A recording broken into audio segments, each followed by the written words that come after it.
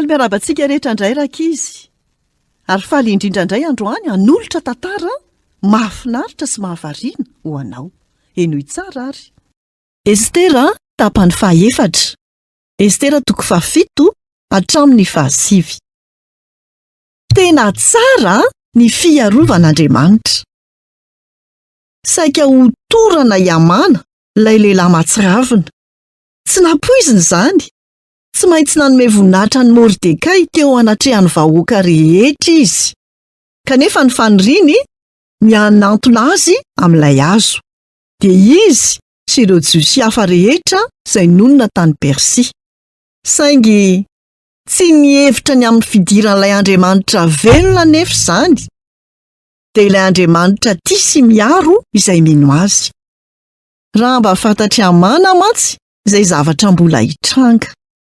Ny rehare loatra nefa izy satria nasaina indray ho amin'ny sakafon'ny mpanjaka. Efa vony ny Estera mpanjaka vavy ho an'ireo nasainy. Tao andapa dia tsy fantatra fa zanaka vavin'ny Mordekay Estera. Amin'ity ariva ity indrindra nefa ny mpanjaka Ahasuerosy dia naniry hamaly izay faniriany rehetra, izay rehetra tiany. Inona ny irinao ry Estera mpanjaka vavy? Vonona no mehanao ny atsasaky ny fanjakako. Ry mpanjako, raha sitrakao, fonjeo ny haiko ary fonjeo ny oloko, dia ny jiosy izany. Fa misy te hamono sy andringananay. Iza moa io lehilahy io? Io lehilahy amany io fa valonay ratsy indrindra. Tezitra mafy ny mpanjaka ka niangavy an'i Estera mba hamonjy ny ainy Iamana. Saingy zava-pony izany.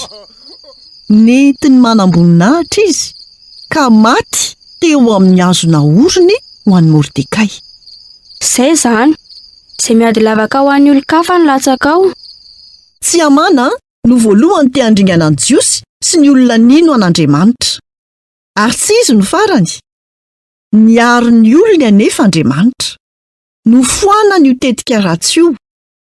Satria ny fikasan'Andriamanitra dia nihatongavany Jesosy mpamonjy antsika avy amin'ity vahoaka ity.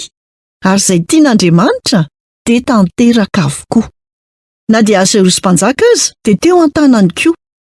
Didiny mpanjaka, ny jiosy rehetra mifanjakako dia mananjo iaina sy aro-tena.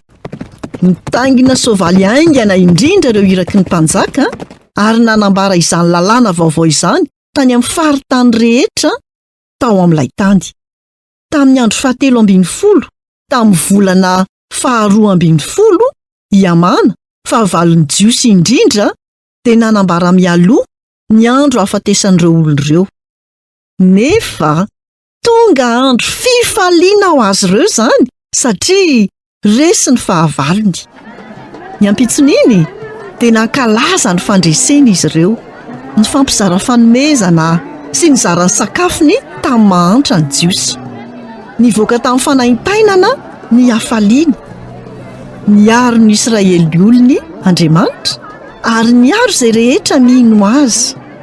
Manana ny teny farany foana izy. Izay indray no anjara hafatra ho antsika tamin'ity anio ity. Tahiny tompo daholo. Nanolotra ny tantara Zokomy.